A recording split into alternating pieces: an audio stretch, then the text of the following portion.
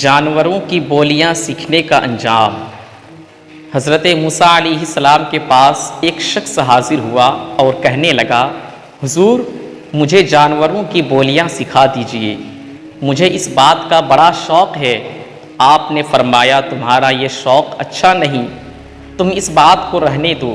اس نے کہا، حضور آپ کا اس بات میں کیا نقصان ہے؟ میرا ایک شوق ہے، اسے پورا کر ہی دیجئے۔ حضرت موسیٰ علیہ السلام نے اللہ سے عرض کی کہ مولا، یہ بندہ مجھ سے اس بات کا اصرار کر رہا ہے، میں کیا کروں؟ حکم الہی ہوا، جب یہ شخص باز نہیں آتا تو اسے جانوروں کی بولیاں سکھا دیجئے۔ چنانچہ حضرت موسیٰ علیہ السلام نے اسے جانوروں کی بولیاں سکھا دی۔ اس شخص نے ایک مرغ اور ایک کتا پال رکھا تھا۔ ایک دن کھانا کھانے کے بعد اس کی خادمہ نے جب دسترخوان جھاڑا تو روٹی کا ایک ٹکڑا گرا تو کتا اور مرغ دونوں اس طرح لپٹے اور روٹی کا ٹکڑا اس مرغ نے اٹھا لیا۔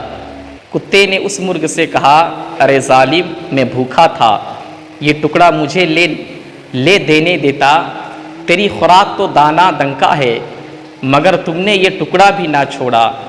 مرغ بولا، گھبراؤ نہیں، کل ہمارے مالک کا ایک بیل مر جائے گا، تم کل جتنا چاہو گے اس کا گوشت کھا لینا۔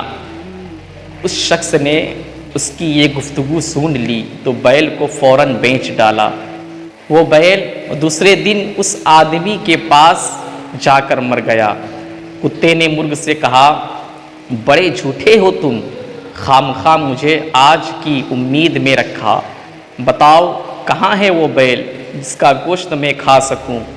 مرغ نے کہا، میں جھوٹا نہیں ہوں، ہمارے مالک نے نقصان سے بچنے کے لیے بیل بیچ ڈالا ہے اور اپنی بلا دوسرے کے سر ڈال دی ہے، مگر سن لو، کل ہمارے مالک کا گھوڑا مر جائے گا، کل گھوڑے کا گوشت جی بھر کے کھانا۔ اس شخص نے یہ بات سنی تو گھوڑا بھی بیچ ڈالا۔ دوسرے دن کتے نے شکایت کی تو مرغ بولا، بھائی کیا بتاؤں، ہمارا مالک بڑا بے وقوف ہے جو اپنی آئی غیروں کے سر ڈال رہا ہے۔ اس نے گھوڑا بھی بیچ ڈالا اور گھوڑا خریدنے کے گھر جانے کے بعد مر گیا۔ اسی گھر میں مرتا تو ہمارے مالک کا جان فدیہ بن جاتی، مگر اس نے اس کو بیچ کر اپنی جان پر آفت مول لی ہے۔ سنو، یقین کرو، کل ہمارے مالک خود ہی مر جائیں گے اور اس کے مر جانے پر جو کھانے دانے پکیں گے اس میں بہت کچھ تمہیں بھی مل جائے گا۔ اس شخص نے جب یہ بات سنی تو اس کے ہوش اڑ گئے۔ اب میں کیا کروں، کچھ سمجھ میں نہیں آتا۔ دوڑتا ہوا حضرت موسیٰ علیہ السلام کے پاس آیا اور بولا، حضور میری غلطی معاف فرمائیں اور موت سے مجھے بچا لیجئے۔ حضرت موسیٰ علیہ السلام نے فرمایا، نادان، اب یہ بات مشکل ہے، آئی قضا ٹل نہ سکے گی۔ تمہیں اب جو بات سامنے نظر آ رہی ہے مجھے اسی دن نظر آ رہی تھی جب تم جانوروں کی بولیاں سیکھنے کی ضد کر رہے تھے۔ اب مرنے کے لیے تیار ہو جاؤ۔ چنانچہ دوسرے دن وہ شخص مر گیا۔